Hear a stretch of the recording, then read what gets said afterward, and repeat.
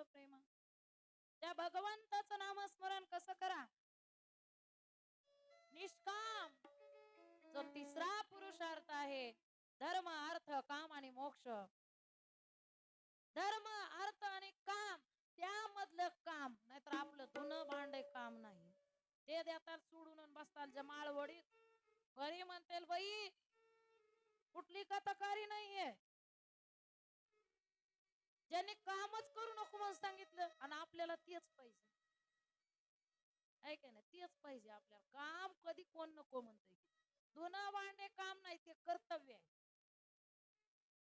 काम काय?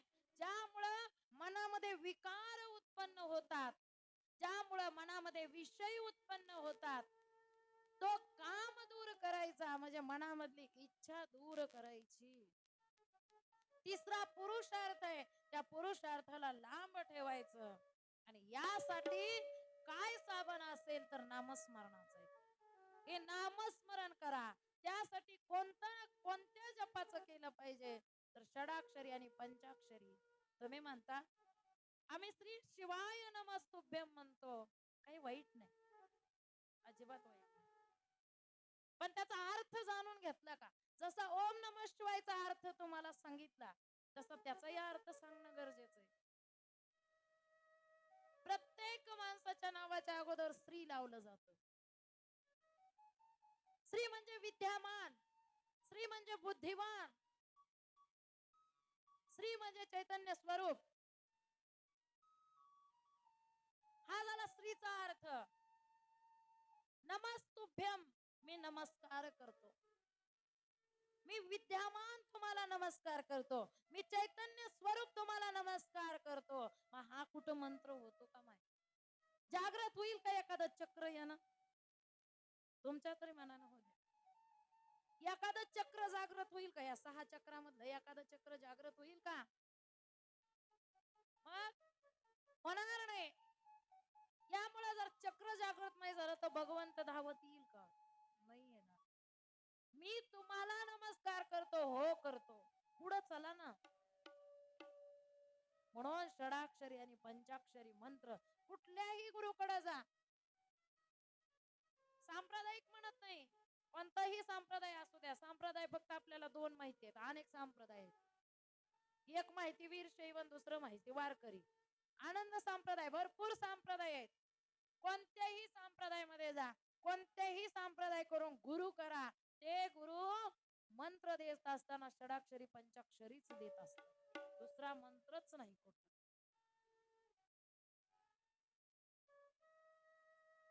कुलगुरु कुठलंही कुलदैवत असू द्या, खंडोबा भैरवबा कुठलंही असू द्या, शिव परमात्म्याचाच अंश आहे. मग ते वीरभद्र असेल कुठलंही असेल, कारण तोच आहे, फक्त विविध रूपाने नटलेला आहे.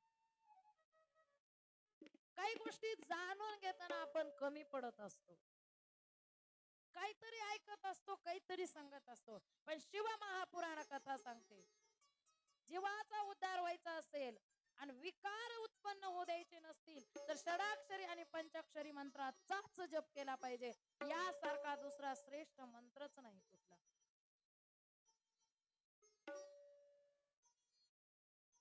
हा जपला पाहिजे. कशासाठी?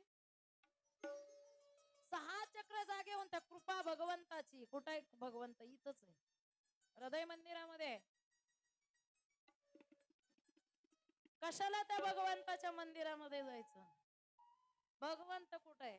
आपल्या हृदय मंदिरामध्ये. ज्याला हृदय मंदिरामधला देव कळला नाही त्याला मूर्ती मधला काय कळणार आहे?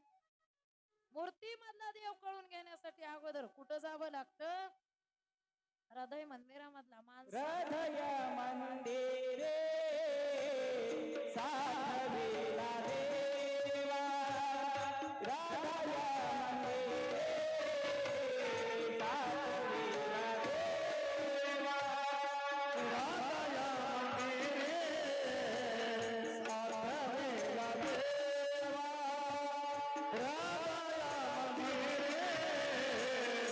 हृदय मंदिरे साधविला देवा.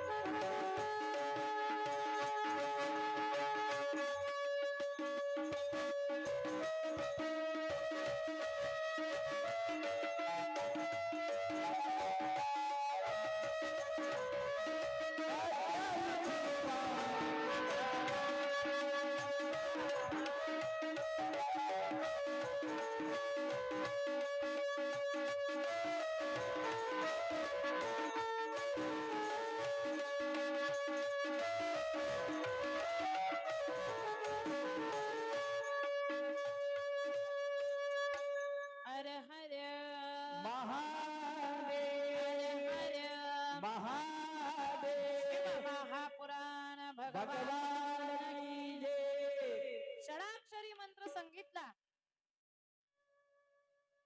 त्यानंतर भस्माचं महत्व सांगितलं. मी भस्म असं नाही की फक्त लिंगायतानी लावलं पाहिजे. अर्धे लिंगायत बिगर भस्माचेच आहेत माझ्याकडे. जरा सर्वे केला तर बिगर लिंगाचेच निघतील सगळे. हे लिंगायत म्हणावे का काय म्हणावे कोणाला. जो लिंगाधारी तो लिंगायत आणि जो विद्येमध्ये रममान असतो तो वीरशैव. मग त्याला ना जात ना कोळ ना गोत्र. आता पगड जाती लिंग घालू शकतात. लिंग फक्त लिंगायतच घालू शकत नाहीत. लिंग ज्याला भगवंताची भक्ती करायची ते लिंग घालू शकतात. माय लिंग का काढला आपण. एका माऊलीला विचारलं, माय लिंग का काढला. टोचायलाय म्हणल्या, टोचायलाय. डोळ्यावर कानात घालताना टोचत नाही का. गळ्यात घालताना टोचत नाही. लिंग का टोचावा. लिंग टोचत नाही. लिंग जर जिवंत असताना देहावर घातला ना माय का या शिवधर्मामध्ये जाळलं जात नाही. लिंगायत का म्हणलं जातं. लिंगधारी का म्हणलं जातं. वीरशैव का म्हणलं जातं. कधी अभ्यास केलाय का. लिंगायत धर्मामध्ये येऊन जर लिंग काढला तर तुम्हाला जाळावं का पुरावं यातला फरक कळायचा नाही. धड जाळताही येईना धड पुरताही येईना. बरोबर आहे का वाईट आहे महाराज. थोडं कडक वाटेल माय. मी जाऊजीपर्यंत वाईट वाटून घेऊ नका. मी गेल्यावर काय घ्यायचंय ती घ्या. आहे की नाही. का लिंग का घातला पाहिजे. वीरशैव कुळामध्ये जन्म झाला. अनेक जण लिंगधारी झाले. आम्ही तर मुळात लिंगायत कुळामध्ये जन्मलो आणि लिंग काढून टाकला तर आम्हाला लिंगधारी म्हणण्याचा अधिकार नाही. देह शुद्धीसाठी लिंग घालतात. ऐका आता. हा देह रक्त मांस पू चर्म मल मूत्र यानं भरलेला हा दुर्गंधीचा देह आहे. देह शुद्ध आहे का माय. देह शुद्ध नाही. एक दिवस आंघोळ करू नका. 2 दिवस करू नका. तिसऱ्या दिवशी या मंडपात सुद्धा तुमच्या जवळ कोणी बसायचं नाही. जे पळून जातील. खप घाणेरडं आहे. देह शुद्ध आहे का? देह पवित्र नाही, देह अशुद्ध आहे. पण अशुद्ध देहाला शुद्ध करण्याची ताकद जर कोणामध्ये असेल तर त्या लिंगामध्ये.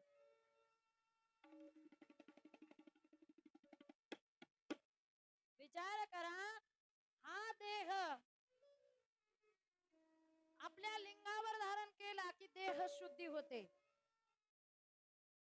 तो शिव परमात्म्याचा मंत्र आपल्या मुखामध्ये घेतला की अंतकरण शुद्धी होते. आणि एकदा देह आणि अंतकरण शुद्धी झाली की शिव परमात्म्याची भेट झाल्याशिवाय राहत नाही. म्हणून त्या भगवंताचं मुखामध्ये नाव असलं पाहिजे आणि आपल्या गळ्यामध्ये तो लिंग असला पाहिजे. लिंग किती प्रकारचे?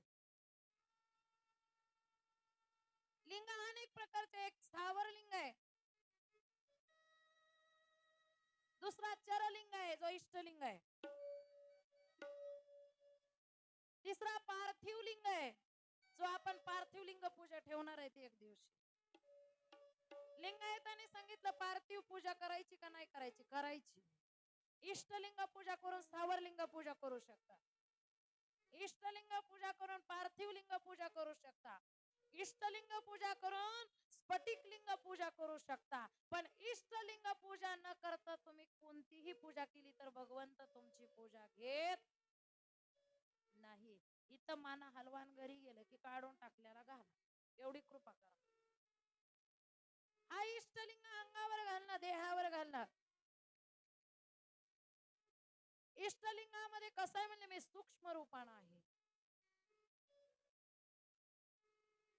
आणि ब्रह्मांडामध्ये कसं आहे स्थावर आहे, व्याप्त रूपानं आहे. सूक्ष्म आणि व्यापक रूपानं आहे मी. पण व्यापक पण मीच आहे आणि सूक्ष्म पण मीच आहे. इष्टलिंगामध्ये पण मीच आहे, स्थावर लिंगामध्ये पण मीच आहे. म्हणून इष्टलिंगाची पूजा केली काय आणि स्थावर लिंगाची पूजा केली काय, दोन्हीचं फळ मात्र तेवढंच मोठं करायला पाहिजे. नम शिवाय शांताय, नम सोमाय शंभवे, नम शिवाय कल्याणपते, नमो नमस्कारम करोमी. देवा नमस्कार करतो मी तुला. आमच्या ताईने सांगितलं आमच्या संभाजीनगर मध्ये 300 महिला रुद्र पठण करतात. किती? टाळ्या वाजवा. किती? 300 महिला. तुमच्या संभाजीनगर झालं की आमच्या लातूरचा नंबर आहे. लातूर मध्ये सुद्धा 300 महिला रुद्र पठण करतात. आमच्या आंबेजोगाई मध्ये 200 महिला रुद्र पठण करतात. केलं पाहिजे का नाही केलं पाहिजे? केलं पाहिजे, करायला पाहिजे. का? अकांड ब्रह्मांड क्षय चकित देवासुर कृपा विधेयस्य सिद्धस त्रिनयन विषय संरतवत. हा अकांड ब्रह्मांड, ब्रह्मांडावर अकांड संकट आलं होतं माहिती 4 वर्षाखाली. कसं आलं होतं? डॉक्टर साहेबांनी त्यावेळेस लोक वाचवले आणि आज भक्त नादाला लावले. पुढे येऊन बसा, पुढे येऊन बसा, पुढे येऊन बसा. काम केलं. महत्वाचं आहे. सगळे काल घरदास पाठीमाग, ते त्याला ढकलायले, ते त्याला ढकलायले, ते त्याला ढकलायले. कथा ऐकायची म्हणजे काय? कथा ऐकत असताना आपली लाथ सुद्धा दुसऱ्याला लागली नाही पाहिजे. कारण समोर बसलेला शिवभक्त आहे आणि भगवंताला, देवाला काही म्हणा, देवाला राग येत नाही, पण माझ्या भक्ताला जर काही म्हणलास तर मी तुला सोडत नाही. विचार करा. म्हणून आपली लात दुसऱ्याला लागली नाही पाहिजे. कथा ऐकताना सरक माग म्हणून कायच इथं नाही, आमच्यात तुमचं नाही, तुम्ही हुशार आहेत बाबा, आहे का नाही? संभाजीनगरचे आमच्या इकडचं लात लागली नाही पाहिजे. दुसफूस नाही, क्रोध नाही, प्रेमानं. क्षुधा तृषा लागली नाही पाहिजे, भूक तहान लागली नाही पाहिजे. एकाग्र मन झालं पाहिजे. शिव परमात्म्याच्या गोष्टी हृदय मंदिरामध्ये साठवण केल्या पाहिजे. त्याचं मनन चिंतन झालं पाहिजे आणि मनन चिंतनानं तो शिव परमात्मा कसा आहे कळून घेतला पाहिजे. आणि एकदा का त्याचं स्वरूप कळालं की तो आपल्या कुठं आहे तर हृदय मंदिरामध्ये आहे कळून जातो. हृदय मंदिरामध्ये आहे कळून जात. अकांड संकट आलं होतं, कुणी वाचवलं? सूर्य कृपा, शिवाची कृपा झाली. कुठं आलं कुठं गेलं काहीच कळालं नाही. कोणाला रोग दिसला का? दिसला नाही. होता का? होता. काही गेले का? गेले. काही राहिले का? राहिले. चांगले गेले, वंगळे गेले. परमार्थामध्ये होते तेही गेले, आणि कधी ज्यांनी परमार्थ केला नव्हता तेही गेले. चांगले गेले. जात्यामध्ये सगळेच गहू भरडले जातात. किडमे असलेले पण भरडतात आणि नसलेले पण. जात विचार करत नाही, याला कीड लागली नाही, याला काढून टाकावं, सगळे भरडले जातात. तसा प्रकार झाला. अशी शिवाची कृपा व्हावी म्हणून आपण भस्म लावलं पाहिजे. इथं विषय होता भस्मावर.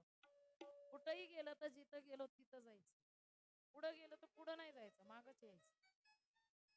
भस्म लावलं पाहिजे. माय भस्म काय करत? ज्यांनी भस्म लावलं ना तो काय होतो?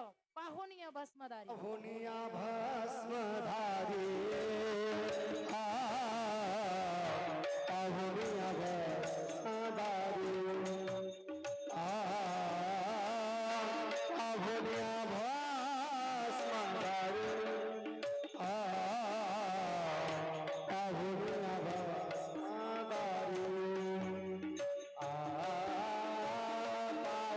पाहुनिया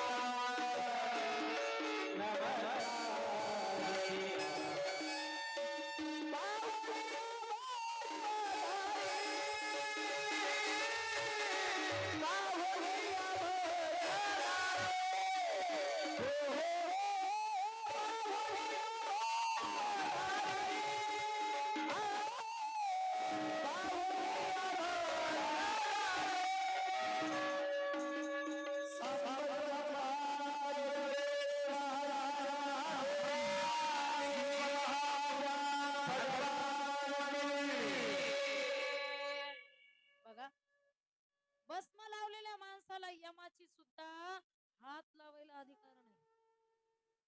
यम सुद्धा हात लावू शकत नाही.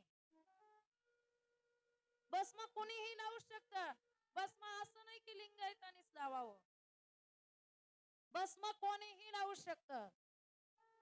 शिवाची पूजा कोणीही करू शकत. मग या भस्म लावलं पाहिजे म्हणतात. मी तर स्वामीजींना म्हणेन, उद्या येत असताना त्या ठिकाणी कोपऱ्यावर एक भस्म ठेवा, म्हणजे येणारे सगळे भक्त मध्ये येत असतानाच भस्म लावून येतील.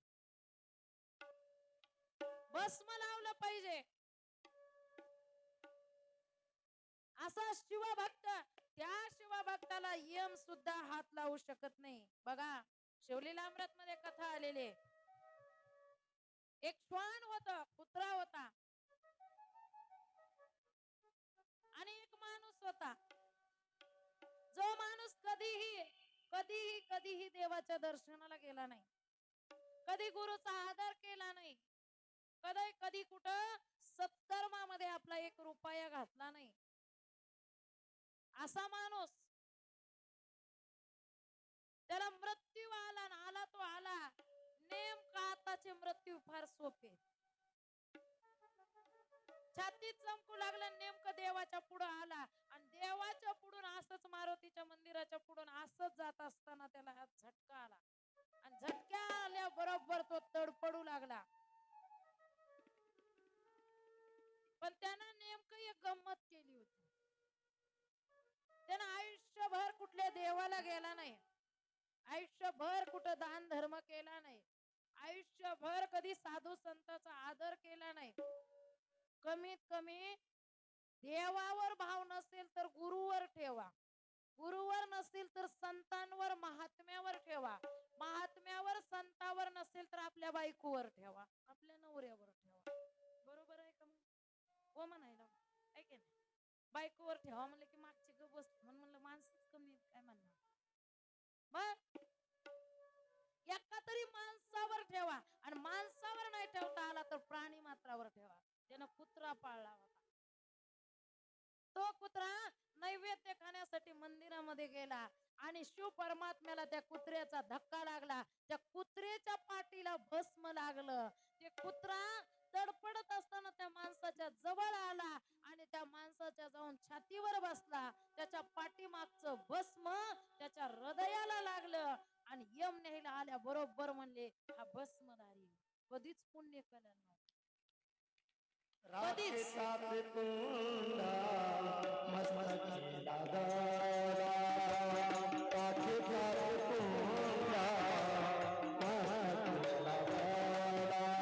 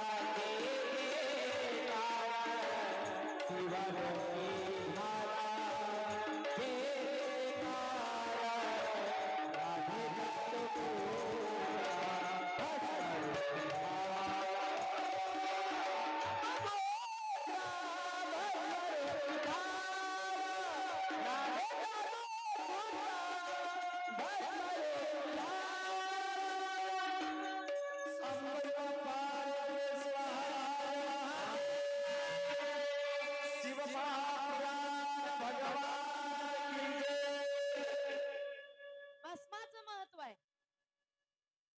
आपल्या बाळी भस्म असलं पाहिजे. आणि तिसरी गोष्ट आहे आपल्या अंगावर एक तरी रुद्राक्ष असला पाहिजे. मुळात चला आता एक तरी रुद्राक्ष असला पाहिजे. माय लिंगायत असा की ना असा काही फरक नाही. या रुद्राक्षानं काय होतं? रुद्र म्हणजे शिव परमात्मा, अक्ष म्हणजे त्यांचा डोळा आणि त्या डोळ्यामधून त्या रुद्राक्ष म्हणजे एक थेंब पडला आणि त्यापासून त्या रुद्राक्षाची उत्पत्ती झाली. म्हणून तो रुद्राक्ष आपल्या अंगावर एक तरी असला पाहिजे. हा रुद्राक्ष किती मुखी असला पाहिजे?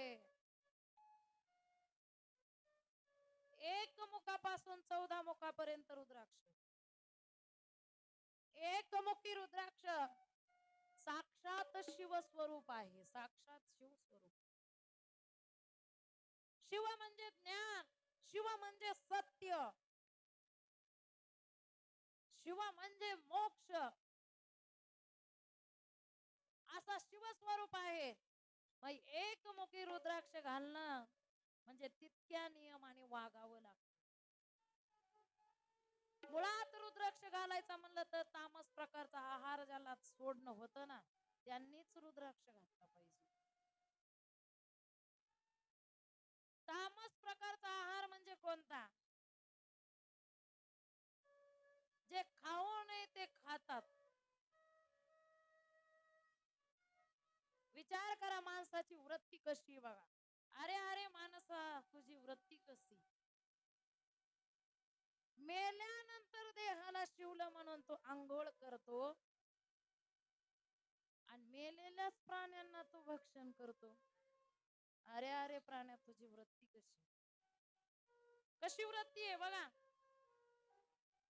किती विचित्र वृत्ती आहे. कळलं पाहिजे ना माणसाला. बाई तामस प्रकारचा आहार नको आहे. आणि जर पाळणं होत असेल तरच अंगावर एक तरी रुद्राक्ष घालावा. ज्याच्या अंगावर रुद्राक्ष आहे ना त्याचं संरक्षण शिव परमात्मा करत असतो. रुद्राक्ष वृक्ष बीजाय भूत संभूत हेतवे नेत्र त्राय रुद्राय नमो लोकार्थ हितिने नमो लोकार्थ हितिने नमो लोकार्थ हितिने. रुद्राक्ष वृक्ष बीजाय रुद्राक्ष वृक्ष बीज भूत संभूत हेतवे भूत बाधा जवळ येऊ देत नाही. रुद्राक्ष स्वयंभू शिव परमात्मा त्यांनी सुद्धा त्याला धारण केलेलं आहे. तुमच्या माझ्यासारखंच काय येते त्या शिव परमात्म्याने सुद्धा ते रुद्राक्ष धारण केलेलं आहे. नेत्र त्राय रुद्राय शिव परमात्म्याच्या नेत्रापासून नेत्रामधील एक थेंब पडला आणि त्याच्यापासून त्याची उत्पत्ती आहे. नेत्र त्राय रुद्राय नमो लोकार्थ हितिने सर्व जन कल्याणासाठी त्याची उत्पत्ती शिव परमात्म्याने केलेली. म्हणून एक तरी रुद्राक्ष आपल्या अंगावर असला पाहिजे, त्यामुळे आपलं संरक्षण होत. एक तरी रुद्राक्ष माळ घाला की न घाला पण लिंगायतानो जागे व्हा. जर लिंग माझा पती आहे अशी भावना आपल्याला करायची आहे तर मग त्या पतीचं मंगळसूत्र जर काय असेल तर ते रुद्राक्ष आहे. आणि पतीसाठी जर कुठलं कुंकू असेल, देहाच्या पतीसाठी आपण कुंकू लावतो तसं या लिंगाच्या पतीसाठी सुद्धा भस्म हे कुंकू आहे, ते लावलं पाहिजे. म्हणून देहाच्या पतीसाठी मंगळसूत्र घालत असतो. का घालत असतो तर या मंगळसूत्रामधील 2 वाट्या आपल्याला सतत आपली जबाबदारी पटवून देत असतात. सांगत असतात आपल्याला या 2 वाट्या सांगतात. 2च वाट्या का? चंद्र आणि सूर्य जसे 2 आहेत तसं माझ्या ह्या 2 वाट्या आहेत. आणि चंद्र आणि सूर्य जसे तेजवान आहेत तसंच माझ्या पतीचं सुद्धा तेज राहावं म्हणून मी शिव परमात्म्या तुला विनंती करते. अशा पद्धतीमध्ये आपण 2 वाट्या आपल्या अंगावर धारण करायचे. म्हणून 2 वाट्या घालायच्या.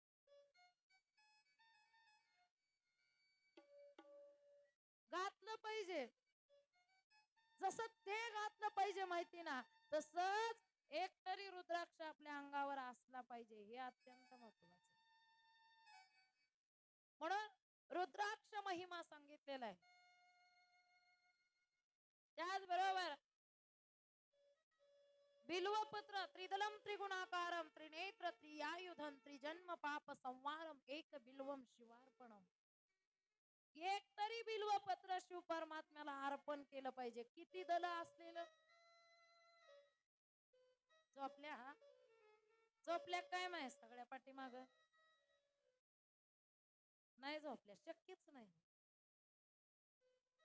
झोप येणं काय जांभळी येणं शक्य नाही ताई. झोप येणं काय शक्य कधी 2 वाजतील असं झालंय आता, आहे की नाही?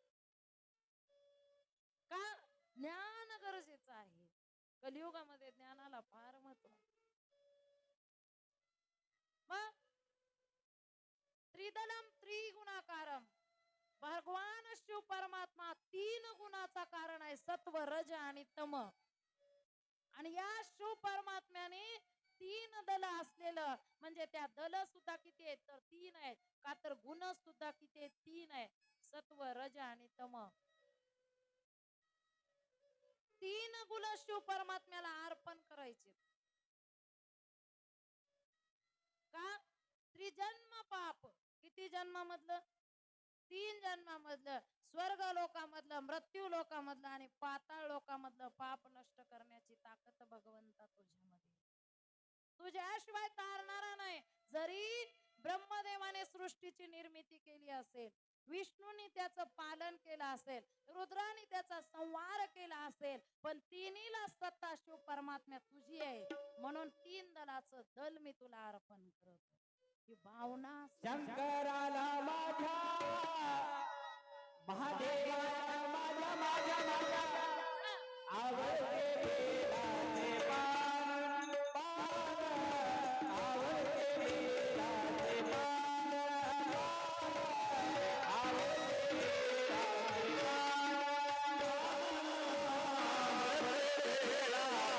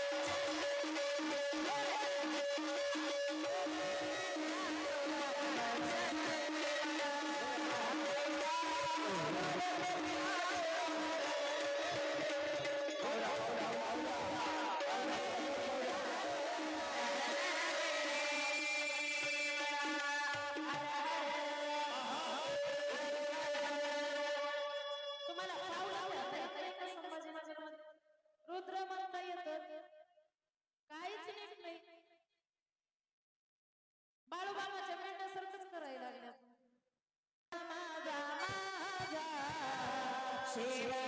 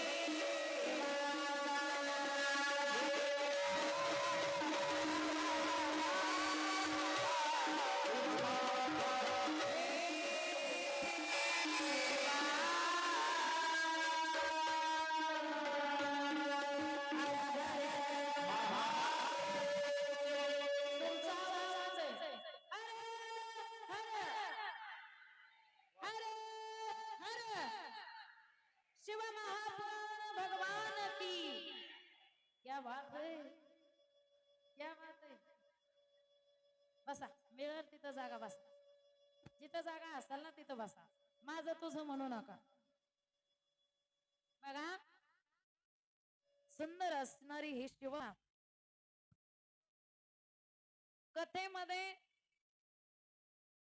शिव पंचाक्षरी मंत्र रुद्राक्ष महत्व भस्म महत्व आणि आता बिल्व पत्र महत्व चालू आहे आता विषय महत्वाचा आहे आणि महत्वाच्या विषयाच्या अगोदर जशी ॲडव्हर्टाइज देतात पुढे विषय महत्वाचा म्हणलं की मध्यंतरी बंद करून ॲडव्हर्टाइज देतात का सगळ्यांचं लक्ष लागावं त्या ॲडव्हर्टाइज कडे सुद्धा आणि त्या विषयाकडे सुद्धा तसंच तुम्हाला मुद्दाम पावलं खेळण्यासाठी उठवलं कशासाठी पुढं काय सांगायचंय ते अत्यंत तुम्ही काळजीपूर्वक ऐकावं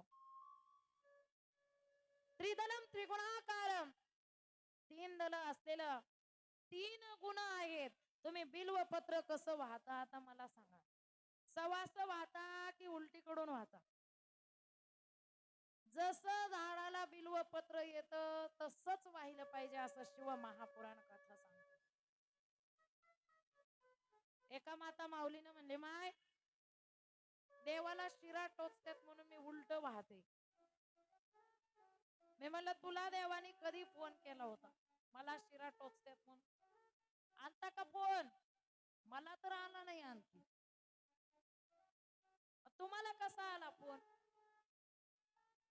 मनानेच कुठलं शास्त्र सांगता येत नाही शास्त्राचा तरी आधार असावा कमीत कमी जसं झाडाला पान येतं तसंच व्हायला पाहिजे पण शंका आहे पण म्हणलं की शंका पण परंतु शंकेमध्ये येतात पण भगवंताकडे देठ केलं पाहिजे एक पान या दिशेला गेलं पाहिजे एक पान त्या दिशेला गेलं पाहिजे मधलं पान आणि मधल्या पानाचं टोक आपल्याकडे आलं पाहिजे याच्या मागे शास्त्र कारण आहे विनाकारण नाही शास्त्र सांगतं 3 गुण आहेत आणि 3 दल आहेत एक दल दल इकडं गेलं, एक दल इकडं गेलं, इकडं गेलेलं दल सात्विक दल जे असतं ते मधलं असतं.